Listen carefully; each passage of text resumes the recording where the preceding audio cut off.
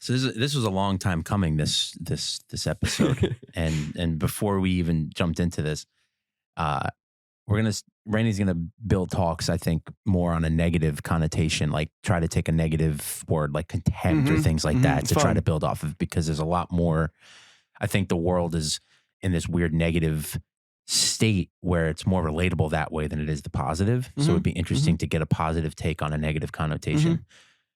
It's also fun to have a clash. Yeah, it's cool. Yeah, it's human nature. Everyone, the world is always falling apart. It's our job to put it together, right? Exactly. Yeah. It's such a, you say it out loud and it's like everything you kept saying, again, we do these and it's like, oh, wow. So like, it makes you I realize I'm not in contempt fully, but there's certain things I have contempt for.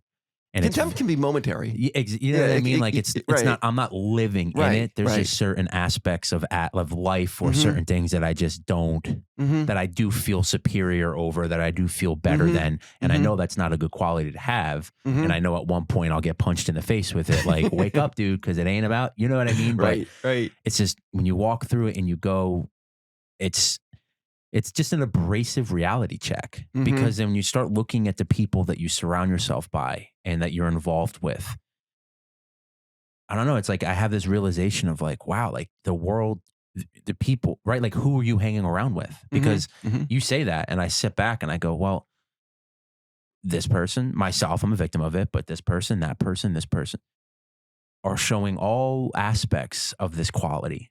And it's not a good quality. Why do I then continue to keep trying to do, you know what I mean? It's just, contempt is a self-imposed prison. It's crazy. It is, yeah. It really is. And it's like, you have that quote and I wrote it down. For those of you that know, I have Randyisms in my phone.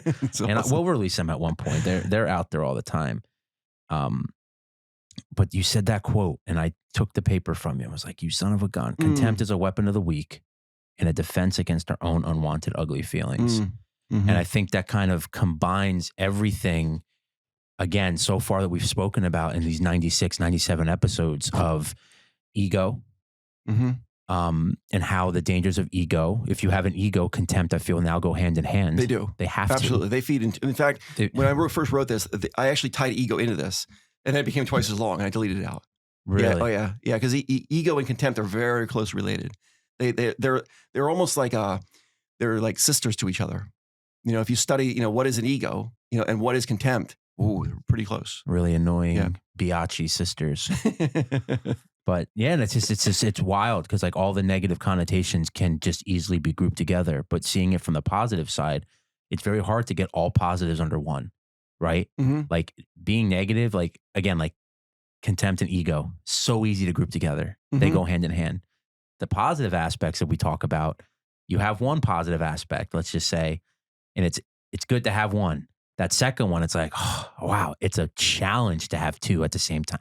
Then you have three and then four. And you're like, whoa, it is so hard to be positive and it's so easy to be negative. You see what I mean? No, it's so easy to be so negative that that's why people go, yeah, like, why not just do it? And I think now saying it out loud, that's a cowardly way to live life. It's a cop-out. And I'm a victim of it. I do it. So I really think it's easy to be negative because most people's brains, whether they know it or not, has been trained to be negative.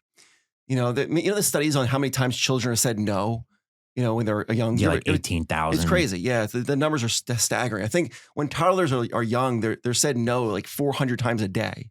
Is how many no, don't touch that. No, put that down. Don't run. Get over here. Don't eat the candy. Don't do this. Buckle in. Don't and so on. It's always a no. In fact, there was a story of a young boy who actually thought his name was No. He was told no so much that he thought his name was No. And when you're told no this much, it'll condition your mind. That what's the answer? The answer is no. Yeah. And then from there, we do. It's like that concept. Are you aware of what you're thinking when you're not necessarily thinking? And if you're being brainwashed with the word no, then the first time anything's available to you, your mind goes, no, it's not. No. Mom said no. Dad said no. Everyone said no. My boss said no. Everyone says no. So is this available for me? No, not for me. Maybe for you, but not for me. And I think that's a lot of it. And a big benefit of my mom, growing up with mom never did that to me. But do you think that's where it starts? I kind of do. I mean, I actually think it started with the fall of man. Like we can't help that, but then generation after generation. Yeah. I mean, I really do. I think that has to do with conditioning of the mind. Your mind is a computer. You can program it to be any way you want and you think any way you want to. And, your initial reaction to things a lot of times reveals the real individual in the person. So something bad happens. Do you immediately go, oh my gosh, how hard can life get? I mean, look at this. Like this happened yesterday and the next day and now this today. That's your initial reaction. And that's basically the response. In every single athletic endeavor, you train your muscles to respond to the moment. That's all you're doing. Because when you're ski racing, you're not thinking, okay, here we go, sharp turn coming up, get ready. You're just reacting to the moment. And the reaction is based upon the programming you put into your muscles. And whatever program you put in, you're going to get in that moment. You can't change that moment. And every sport's like this. Same with daily life with your brain. If you can train your brain to take everything that negative happens to you and go, oh my gosh, this is such a wonderful opportunity. And that genuinely is your response, life becomes limitless. Because at that moment, you have no more problems. And everything that comes at you, what used to be a problem is now an opportunity that life gave you to turn you into a better version of who you were yesterday. And we all know that these problems and opportunities, they never really go away. When you can solve today's, you'll get upgraded to tomorrow's. And it takes a big problem to solve big problems or big challenges. But you're never going to get the bigger problems or the bigger challenges unless you solve the little ones. And most people, they avoid problems. Therefore, they avoid challenge. They avoid problems. Therefore, they avoid opportunities. They spend their whole life just avoiding opportunities. You know how I'm doing the commencement speech at ESU? Mm-hmm. I'm going to be talking about how you were born on the other side of yes. That's when you were born on the side of yes. That's why you're here. Your goal is to live your entire life on the other side of yes. That's the goal. Never on the other side of no. Because if you were born on the other side of no, you wouldn't be here. Yeah. Right.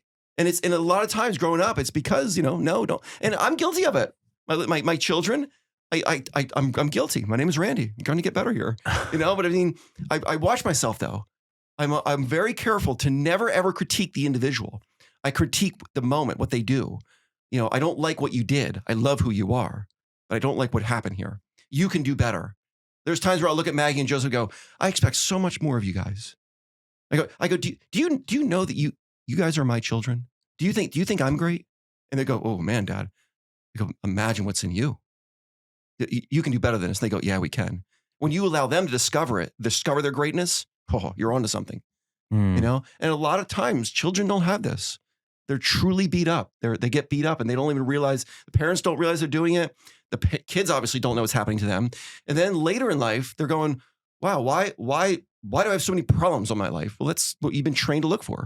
You're living on the other side of no. And it's rightfully understood because you've been told no like 20,000 times so far, and the ratio to yes is so little compared to no. Yeah. I was gonna say, it's almost like shifting accountability.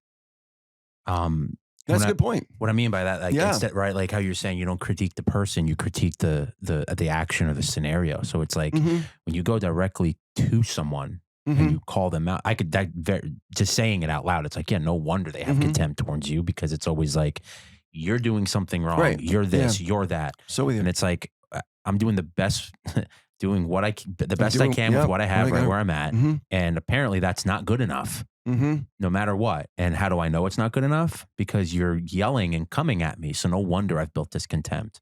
Whereas in reality, we should be shifting that accountability from the person to the actual action or whatever that scenario is. And it's like, you did it like that.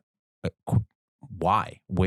Is this, because you didn't, you know what I mean? I genuinely, two things I figured out in 2023, and I think this is what kind of relates to the Easter conversation we have, which is why throughout the Easter season, it's been like this weird, because I'm starting to understand, right? 30 years old, right? Same as Randy. Hi, I'm Ralph. I'm 30 and I'm still learning. I'm understanding. Awesome. But like, there's this idea of like, people say out loud what they believe. They don't say what's in their head. So whatever they announce out loud is what they're truly believing. So they're not lying to you. And someone that does that is a liar. Right. And you know what I mean? Right. So I would take the one step further and say people are living out loud what they really believe. Exactly. Right. So they're announcing it to the world. So a lot of times when you just hear people talking about anything, just in general, they've already figured it out. They've figured out whatever problem they have. They've figured out what issue they need to confront. They just haven't they haven't connected it in their head, but you're saying it out loud. Like you're already doing, you know what I mean? It's like, oh man, I need to lose weight. For me, I've just said, I need to lose weight. Okay. Yeah. Congratulations. You figured it out. You did it. Like, what do you need me for? It's like, well, I need help. It's like, what do you need help for? You already you already found the solution. Oh, you need guidance. You need this, you need that. Different story. You know what I mean? But to take it back to that contempt aspect of, if I was to say, I need to do this, right? Like, let's use weight. I need to lose weight. And the response is, yeah, you do. Whoa. You know what I mean? And you go, hold on one second. Definitely didn't like that response. Yeah, the truth hurts, but like, hold on. There's a way you could have laid it on me. You could have said it.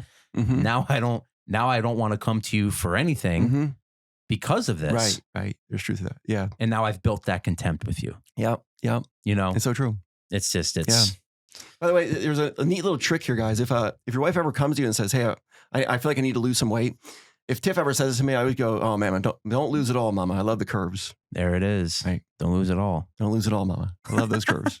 I love it. Right. I like this aspect. I think a cool talk would be then the power of no, and how, again, taking that negative and trying to implement that into a positive of like, because there is a certain, right. I'm a yes man. I will say yes. I will do everything. And sometimes it overextends yourself. And then that can eventually, by you accepting new things, could also build contempt without you actually realizing you're going to build contempt. Yeah. You know what I mean? Yep. Contempt can be created in the individual when they give up their true self for someone else. That's strong. Yeah. Right. It makes sense. Yeah. It's I think man, there's a quote from Peterson where he talks about this. I'm drawing a blank on it right now, Ralph. Oh no, it's one of his many, probably one of his many. Yeah. It's such good stuff. You know, I'm not going to remember it right now. That's fine. Yeah. We'll put it in the description. There you go. When people read it, they'll put it in the description. With you. But yeah, man, such a powerful talk. Thank you again. We're going to do a lot more of these too. And one thing too, Randy, we're talking about this earlier, and there's a lot of topics that come into here, and they're positive, and then we're going to start shifting to this. I hate using positive and negative because it sounds so polarizing, but we do a lot of positive conversations, and we're going to start touching base on like the negative aspects of things, but coming at it from a positive mindset of how you could turn it from a negative to a positive. As of recent, it's been discovered that there's been interaction with people that watch, people that listen. I get emails from various people outside to the podcast room's email. Randy gets emails directly there. We want to hear from you. We want that discourse. We want to spark that conversation, whether it's you with us or those comments or topics that you would want to hear to have spoken about on here. It'd be fun. Yeah, we think it'd be interesting. So like, if there's ever a topic, if there's ever a conversation that you want more information just to talk about, just to hear two normal people from the Poconos talking about, send it over. We'd love for the opportunity to kind of build off of it. Right? We'll build off it. Yeah. It'd be an awesome opportunity just to build from it. And if it's a touchy subject that you're writing about, we'll keep you anonymous. Yeah. You know, we can change some couple facts here and there in the story. That way no one can connect it. Yeah. You know, but yeah, you know, we really are all in this together, you know, and everyone is far more alike than different. You know the sentence, right? Everyone's searching for similar forms of human happiness. And when we can connect the dots together, we all go, wow, I'm not alone. I'm going through the same things you're going through, because we all do. I just remember the thing from Peterson.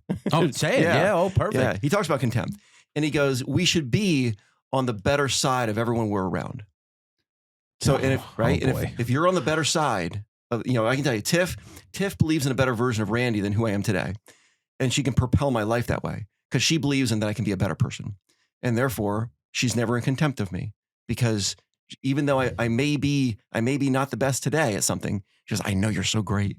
And she's building me up. That's an interesting aspect though, because then it's always causing you to not perform, but it's always causing you to have to be better. Well, it causes me to realize that I can do better. That's what I meant to say then. Everyone can do better. Yeah. You know, and the day we stop growing is the day we start dying. You know, and it's a law of life. You know, the grass, it's growing or dying, right? The trees are, everything is. So every person is growing or dying. And when you have someone in your life that's always saying, I see such greatness in you, you'll always be growing. Because when you give someone a good name to live up to, they're going to want to live up to it. Wow. Yeah. Great stuff. Amen. I married way up. It's awesome. Thank you, Randy. See you, man.